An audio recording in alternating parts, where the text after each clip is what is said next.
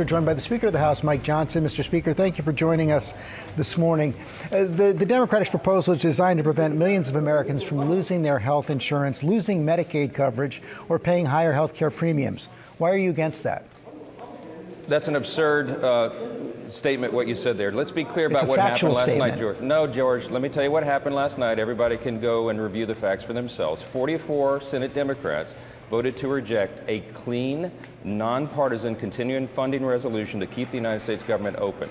The Democrats said instead that they wanted to give health care to illegal aliens instead of keeping critical services provided for the American citizens. That's what happened, plain and simple. Every Democrat in the House, except one, voted against the clean continuing resolution. It was nonpartisan in nature. There are no policy riders on it that Republicans favored. It's exactly what Chuck Schumer and other Democrats voted for in March.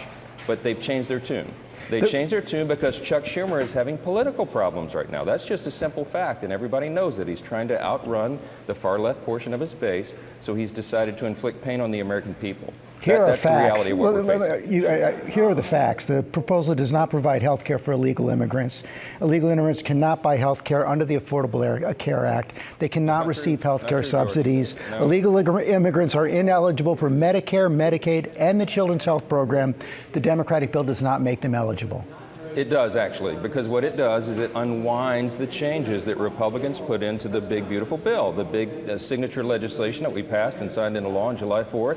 That has been very successful in shoring up Medicaid for the people who are actually eligible to receive it. What we did in the bill, and the CBO just verified this 3 weeks ago, the Congressional Budget Office, the nonpartisan arbiters of everything up here, they said that those provisions have helped to reduce premiums. Why? Because we got ineligible recipients off of Medicaid, illegal aliens, and able-bodied young men who are riding the wagon who are not eligible to be there. Medicaid is intended for specific populations of U.S. citizens. That is young, pregnant women who are down on their luck, the disabled and the elderly. Those resources are being drained from those folks, and so we fixed that. We reduced fraud, waste, and abuse in the program. Chuck Schumer's counter-proposal on the CR would reverse that. That is a simple fact. The CBO did not say that about illegal immigrants. You've made your point right there. Let me ask you about President Trump. He had another deepfake video overnight. How does that help the cause of getting a deal and opening the government? Look, the president uses social media for humor. He makes jokes. He does lots of things.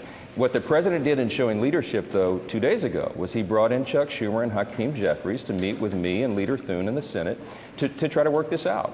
He gave them unlimited time they had in the Oval Office, and they would not come to the table to do exactly, George, what they themselves have said repeatedly over and over and over. We have a highlight reel playing on my social media that shows Chuck Schumer in his own words for the last decades saying that a shutdown would be dangerous and disastrous and reckless. And now he is the one leading his party off that cliff. There's one question that Senate Democrats have to ask today. How long are they going to allow Chuck Schumer to do this to them so that he himself can get political cover from the far left corner of his base? He believes he's going to get a challenge for the Senate from AOC. That's what changed his mind. That's what's driving this agenda, and it's harming real American people. You said at the outset how many people will be unpaid. Many people will lose their jobs over this. TSA agents, the troops won't be paid. They have to go to work. They won't be paid because Chuck Schumer wants to play political games with a nonpartisan continuing resolution to keep government operating. The president also said at the Pentagon yesterday that he wants American cities to be used as training grounds for the American military. Is this the highest and best use of the U.S. military, and is this the right way to train them?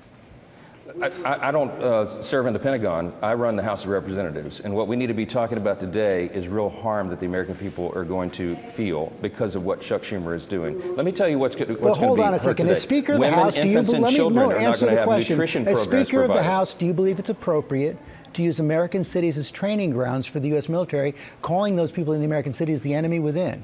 I'm asking you, as Speaker of the House, do you think that's appropriate? I'm not going to comment on your characterization of what the president said. I didn't get to see that speech because I was a little busy yesterday. Well, you can take his quotes out of context, which you often do, and I don't think that's fair to the president. I'll tell you what he's done, though. He's put National Guard troops here in D.C. and cleaned up the crime problem. People can walk safely to and from work today because the president takes crime seriously. Some of the big mayors in some of these big blue cities are not, and I think that's probably what he was addressing there. But what we need to talk about right now, speaking of troops, is that they won't be paid right now because the Democrats are playing political games. FEMA is not going to be provided. FEMA services will not be provided that the government is now shut down. If you have flood insurance that you need to renew before the hurricanes come on, you can't do that right now. We have critical medical services for veterans and their families. I mean, suicide prevention programs. These are really serious issues that are being caused by the government shutdown. And we need the Democrats to put the politics aside and keep the engines running here. That's critically important for the American people. And it's stunning to me that they're willing to play games like this when they themselves have said, go watch the tape, throughout their entire careers, that this should never be done. Mr. Speaker, thank you. Nothing I said about the president was out of context. Those were direct quotes from the president. But thank you for your time this morning. Cherry-picked out of a long speech. Let's turn now to House Minority